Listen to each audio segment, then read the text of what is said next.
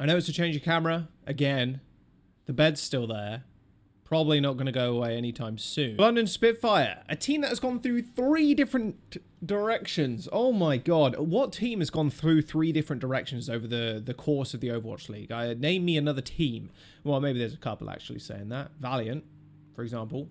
That's another team. But regardless, they went from a league-winning team in 2019, full budget in 2020, and now we're seeing the build-up of European contenders talent over the last couple of years, both in 2021 and 2022. They've had a lot of star power on their roster over the years, and they continue to have star power now. And you can thank Nuki for that. Legendary manager.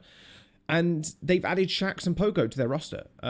Poco has not played an official game, unfortunately, due to COVID-related issues. Unlucky, I guess. He's not played an official Overwatch League game in over a year, which does suck. I can't imagine he's diminished in skill at all. I can still imagine he's been practicing with the team a whole bunch.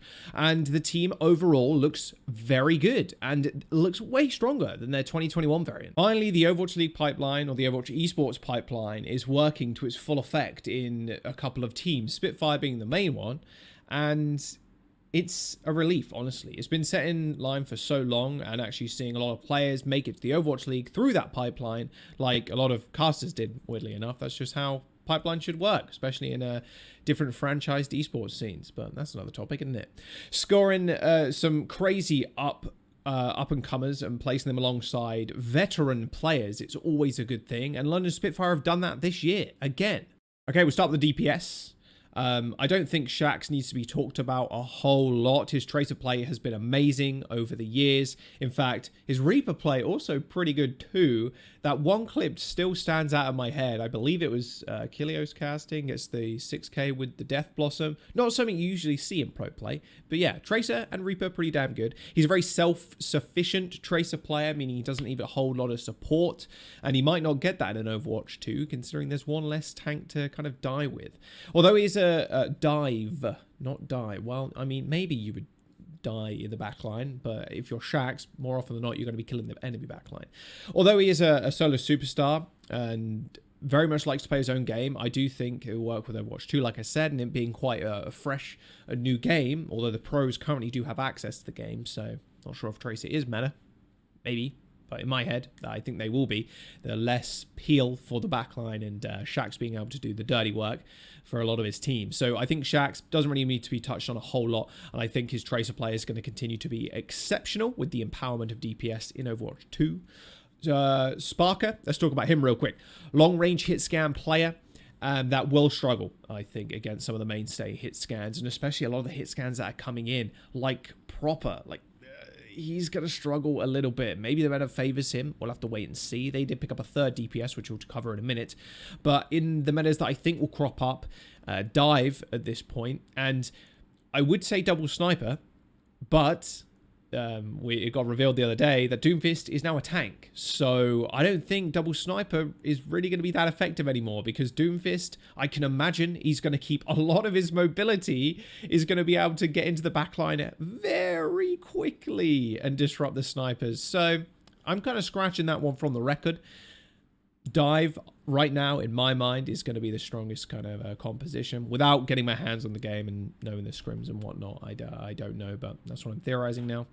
I think he'll fare well with the support of Shax and Poco, but he is going to struggle against some of the veteran hit scan, long-range hit scan widow players. Although he is very good, will he be able to stand up? I don't think so right now. That's to be seen. Backbone is one of the 2 UK lads that have joined the league this year. Finally, more UK boys. It's going to be a good time, I think, this year, especially for the UK esports mafia.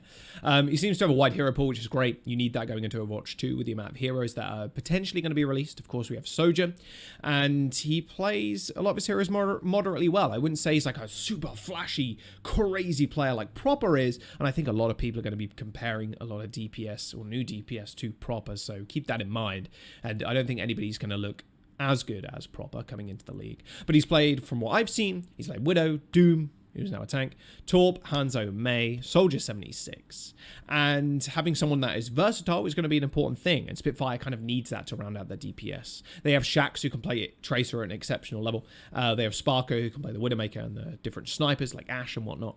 And having someone that can play projectile is very, very good, especially with Sojourn too, who is a projectile hero with the right click, the railgun, which looks pretty sick. Shax very much favors this kind of dive hero pool, and I think Backbone's going to be able to do a fairly decent job in supporting him there as well, and maybe even supporting Sparker on the long range hit scans too. Although, like I mentioned before, don't think we're going to see a whole lot of double sniper.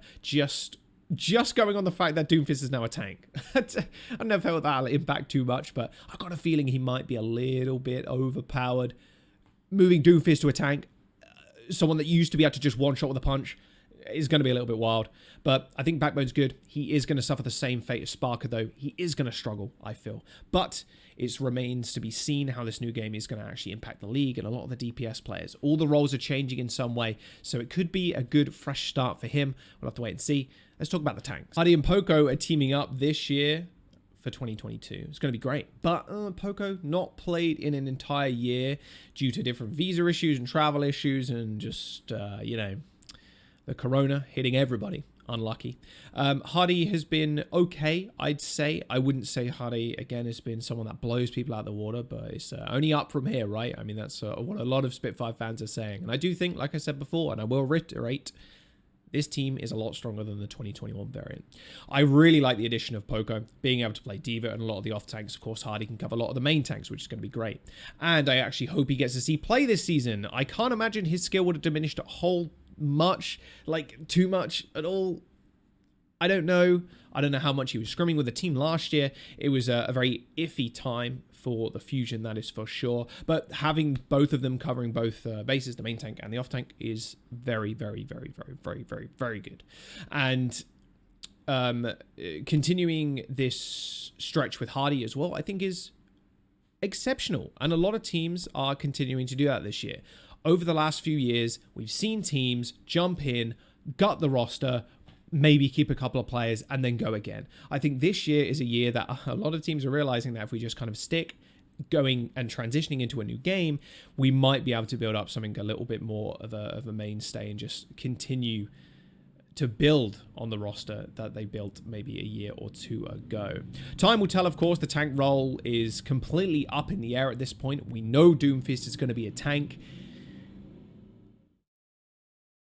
What kind of tank player is going to be able to play Doomfist? I don't know, but they got a lot of time to practice. I know, and I've heard the pros, they have access to the alpha right now. So, always a good thing. So we'll see if Doomfist has become a mainstay in the tank role. I can imagine he's going to play more like an off tank considering the mobility. So maybe Poco picks up that one. Not entirely sure. I'm excited for the tank lineup. I think we'll see a little bit more Poco than anything, to be honest, though.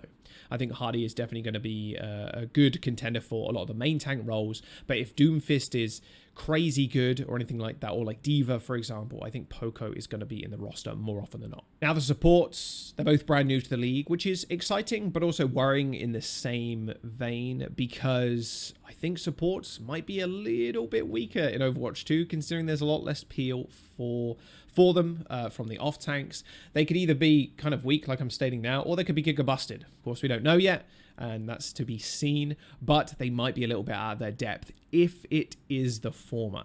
Provide is the second UK lad to join the league, and to join this team, in fact, which is great. It's good to see. The UK aren't tragic at video games, although looking at me, Brian, and Josh, you'd think the complete opposite.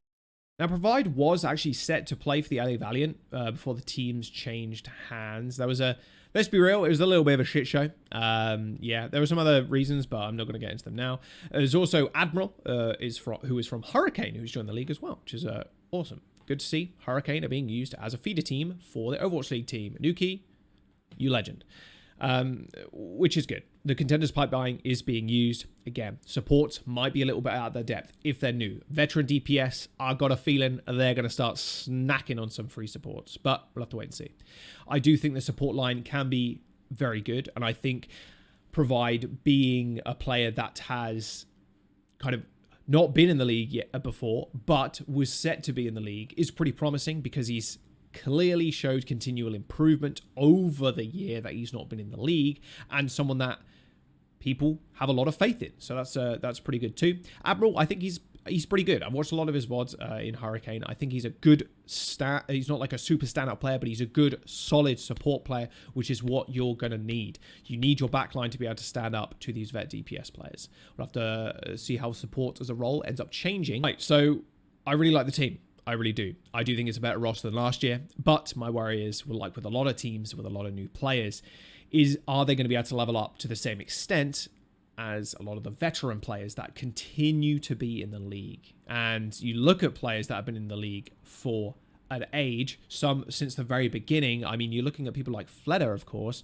Are they going to be able to keep up with the exponential growth that seems to come from these players year on year? Somehow they get better, God knows how, but they continue to improve, and into a brand new game as well. It is still Overwatch, and it's still Overwatch as a base game. A lot of it is changing by the looks of it, so there can be room for upsets here and there. But if you're exceptionally good and one of the best in the world at Overwatch 1, you're probably going to be the best in the world at Overwatch 2, unless something crazy happens. Are they going to be able to keep up with that kind of exponential growth? Not sure. The roster is looking good compared to last year, but I still think they're going to struggle against a lot of the better teams. A fresh backline could be a snack for veteran DPS players, but then it can also surprise us too.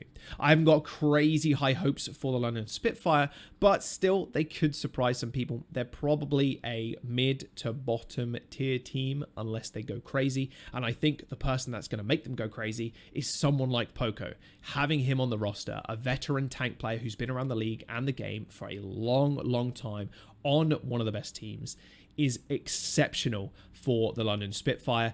I'm looking forward to seeing him. What do you guys think? Down in the comments. Let me know. And yeah, I'll see you next time doing the Atlanta Rain next.